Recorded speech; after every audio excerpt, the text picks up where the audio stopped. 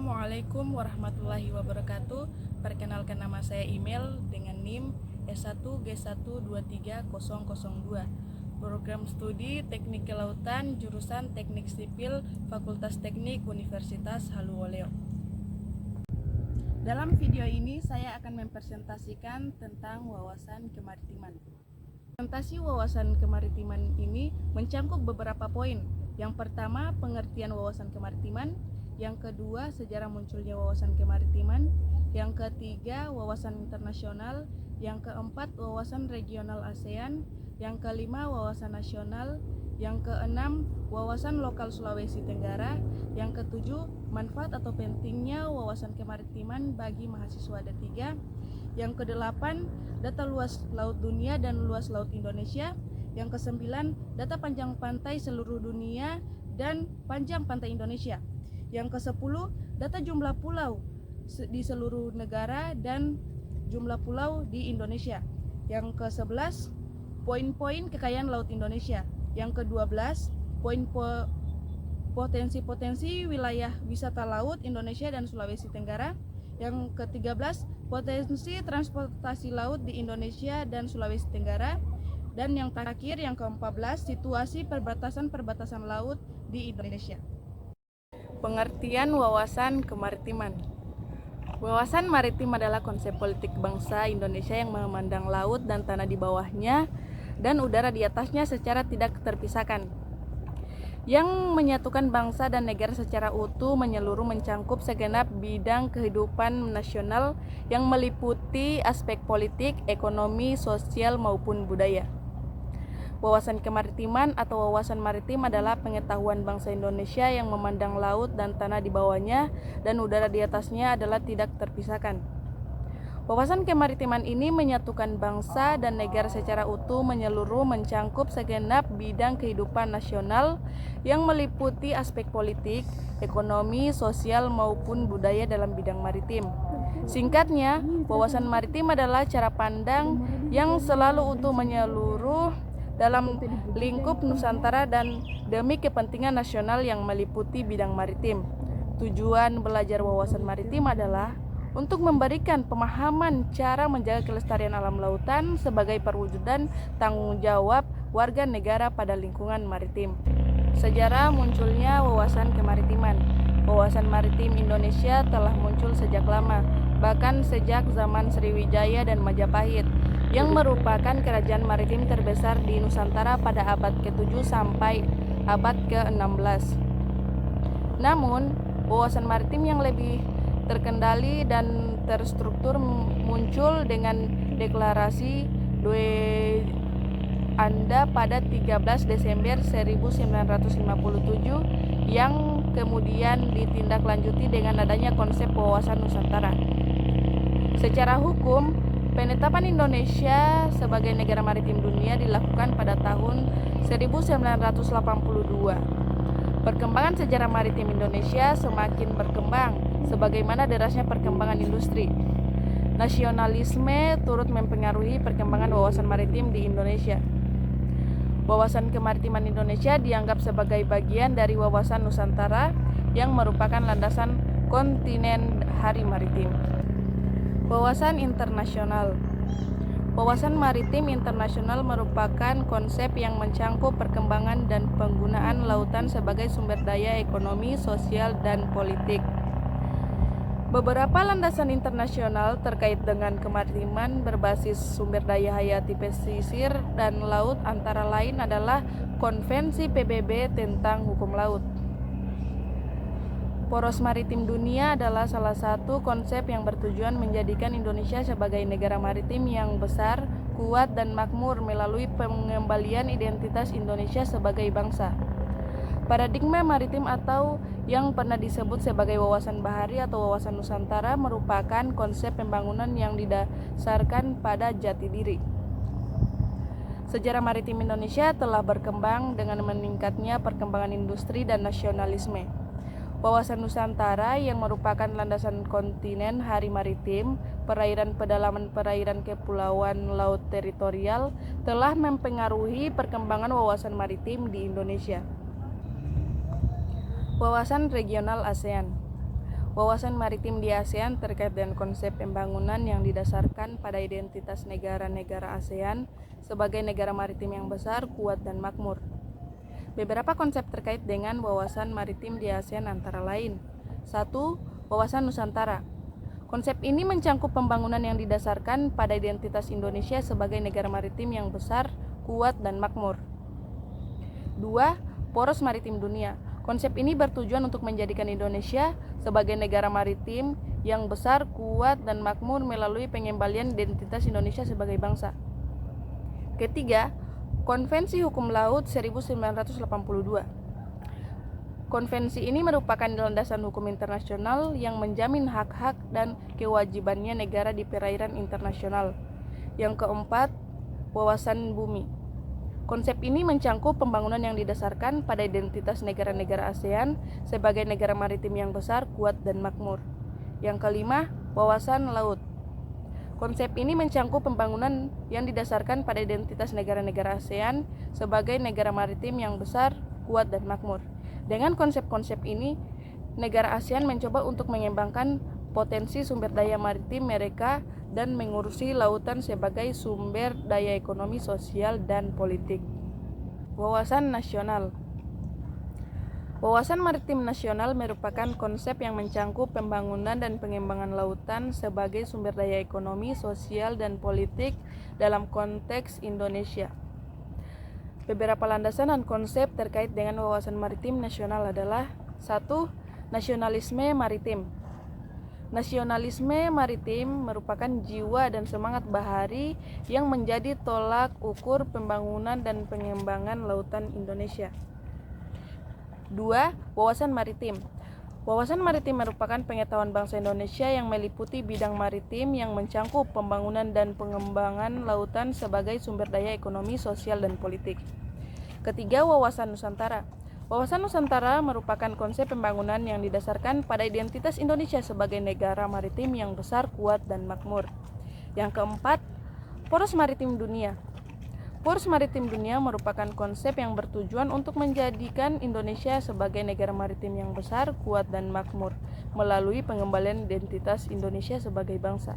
Dengan konsep-konsep ini, Indonesia mencoba untuk mengembangkan potensi sumber daya maritim mereka dan mengurusi lautan sebagai sumber daya ekonomi, sosial, dan politik. Manfaat atau pentingnya wawasan kemaritiman bagi mahasiswa D3. Wawasan maritim merupakan pentingnya bagi mahasiswa D3 karena menyediakan informasi dan pemahaman tentang perilaku dan dampak kegiatan manusia terhadap lingkungan laut. Wawasan maritim mencangkup berbagai aspek mulai dari dampak ekonomi, sosial, politik, dan lingkungan yang diakibatkan oleh kegiatan maritim. Dengan memahami wawasan maritim, mahasiswa D3 dapat memahami dampaknya terhadap kemaritiman Indonesia sebagai poros maritim dunia.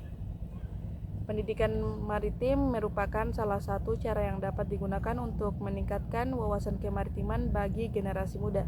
Aksi-aksi seperti program-program kegiatan sosial, kemasyarakatan, pendidikan, pelatihan, dan lainnya dapat membantu mengenal dan meningkatkan wawasan kemaritiman.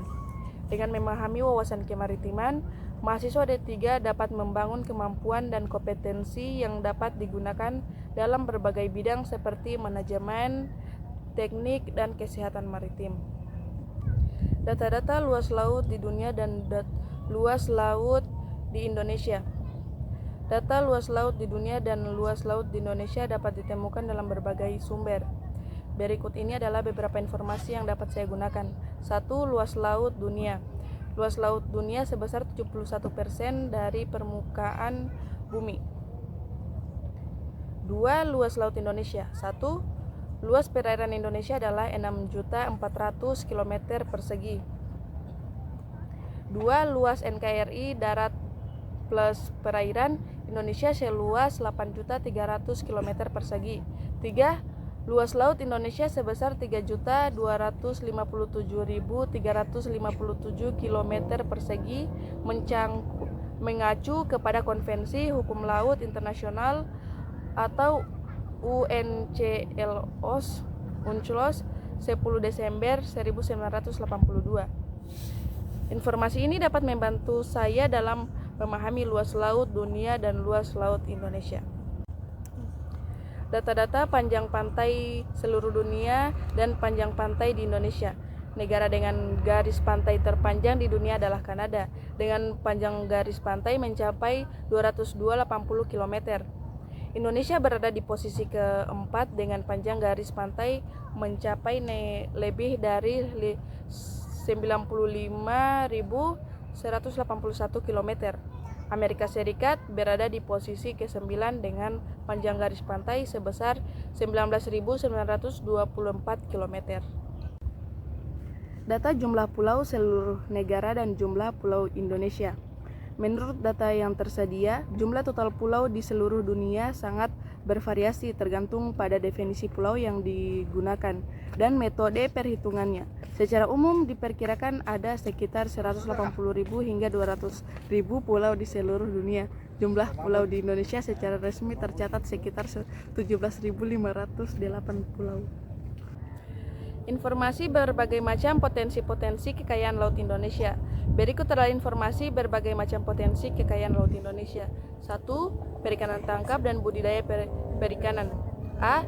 Sektor perikanan merupakan potensi sumber daya laut yang paling besar di Indonesia. Indonesia memiliki kekayaan ikan yang melimpah karena laut Indonesia memiliki angka potensi lestari yang besar. B. Masyarakat sekitar pantai atau masyarakat pesisir memiliki peran penting dalam mengembangkan sektor perikanan. 2. Pertambangan laut. A. Indonesia memiliki potensi pertambangan laut yang cukup besar, seperti minyak dan gas bumi, timah, emas, dan perak, pasir kuarva, monasit dan zirkon, pasir besi, agregat bahan. B. Pertambangan laut memiliki banyak manfaat bagi kehidupan masyarakat di Indonesia, seperti menjadi jalur transportasi, sumber bahan makanan, sumber energi pertambangan, kawasan perdagangan, hingga wilayah pertahanan dan keamanan. 3. Laut sebagai wilayah perdagangan. A. Laut memiliki potensi sebagai wilayah pertambangan. A. Laut memiliki potensi sebagai wilayah perdagangan yang cukup besar. Indonesia memiliki garis pantai sepanjang 81.000 km yang merupakan garis pantai produktif terpanjang kedua di dunia. B. Laut ini memungkinkan Indonesia untuk mengembangkan perdagangan maritim dengan negara-negara lain. 4. Laut sebagai wilayah pertahanan dan keamanan. Laut juga memiliki potensi sebagai wilayah pertahanan dan keamanan. Indonesia memiliki garis pantai yang panjang dan luas laut yang besar, yang memungkinkan Indonesia untuk mengembangkan keamanan maritim. Informasi ini dapat membantu saya dalam memahami berbagai macam potensi kekayaan laut Indonesia dan bagaimana kekayaan laut dapat mempengaruhi pertumbuhan ekonomi dan kehidupan masyarakat di Indonesia. Informasi berbagai macam potensi-potensi wisata laut di Indonesia dan Sulawesi Tenggara. Potensi wisata laut di Indonesia dan Sulawesi Tenggara terkait dengan keindahan alam lautnya, kekayaan fauna dan flora, dan kultur lokal yang unik. Berikut ini adalah informasi tentang potensi wisata laut di Sulawesi Tenggara. 1. Potensi wisata laut di Sulawesi Tenggara. A. Potensi wisata laut di Sulawesi Tenggara terkait dengan keindahan alam lautnya seperti pulau-pulau yang menawan dan pantai-pantai yang indah. B. Potensi wisata laut di Sulawesi Tenggara juga terkait dengan kekayaan fauna dan flora lautnya seperti ikan-ikan yang unik dan binatang laut yang menawan. C. Potensi wisata laut di Sulawesi Tenggara juga terkait dengan kultur lokal yang unik seperti budaya maritim yang kaya dengan tradisi dan kebudayaan. 2. Potensi wisata laut di Indonesia. A. Indonesia memiliki potensi wisata laut yang cukup besar, terutama di daerah-daerah sekitar Pulau Jawa, Bali, dan Kalimantan. B. Potensi wisata laut di Indonesia terkait dengan keindahan alam lautnya seperti pantai-pantai yang indah dan pulau-pulau yang menawan. C. Potensi wisata laut di Indonesia juga terkait dengan kekayaan fauna dan flora lautnya seperti ikan-ikan yang unik dan bintang laut yang menawan. Informasi ini dapat membantu saya dalam memahami potensi wisata laut di Sulawesi Tenggara dan bagaimana wisata laut dapat memengaruhi wisata laut tersebut. Informasi potensi transportasi laut Indonesia dan Sulawesi Tenggara. Potensi transportasi laut di Indonesia dan Sulawesi Tenggara terkait dengan banyaknya pelabuhan dan pertumbuhan ekonomi yang pesat di daerah tersebut. Berikut ini adalah informasi tentang potensi transportasi laut di Sulawesi Tenggara. 1. Potensi transportasi laut di Sulawesi Selatan. A. Transportasi laut memegang peranan penting dalam mendorong pertumbuhan ekonomi di Sulawesi Selatan, khususnya di daerah terdepan, terluar, dan tertinggal. B. Ekonomi Sulawesi Selatan tumbuh rata-rata sebesar 5,85% secara year on year atau YOY dari bidang transportasi laut dengan pertumbuhan tertinggi yang dicapai sebesar 6,30%. C. Nilai PDRB Sulawesi Selatan pada tahun 2021 meningkat dengan pertumbuhan yang diikuti oleh semua lapangan usaha di bidang transportasi laut. 2. Potensi transportasi laut di Sulawesi Tenggara. A. Badan Pusat Statistik BPS Provinsi Sulawesi Tenggara menyebutkan bahwa transportasi laut merupakan komponen penting dari infrastruktur di Sulawesi Tenggara.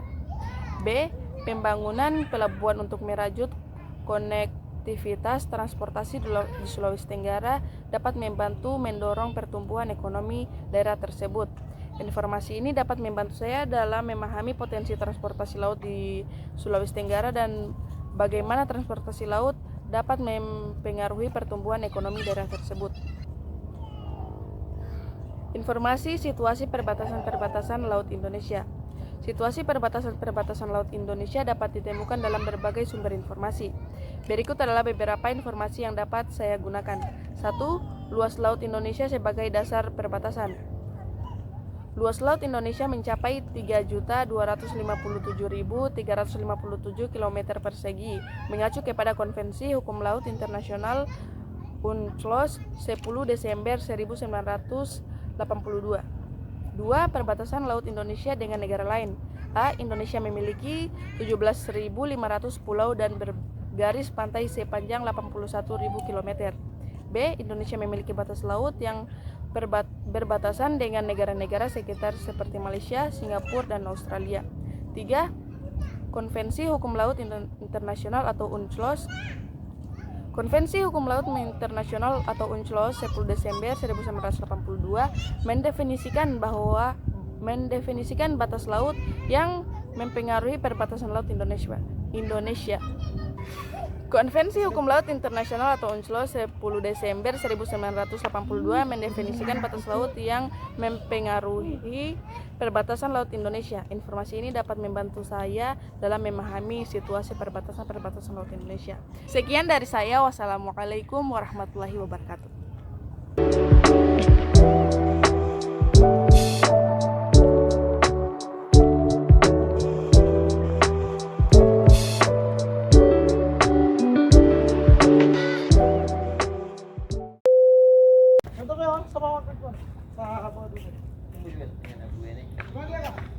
Masih di kota sini.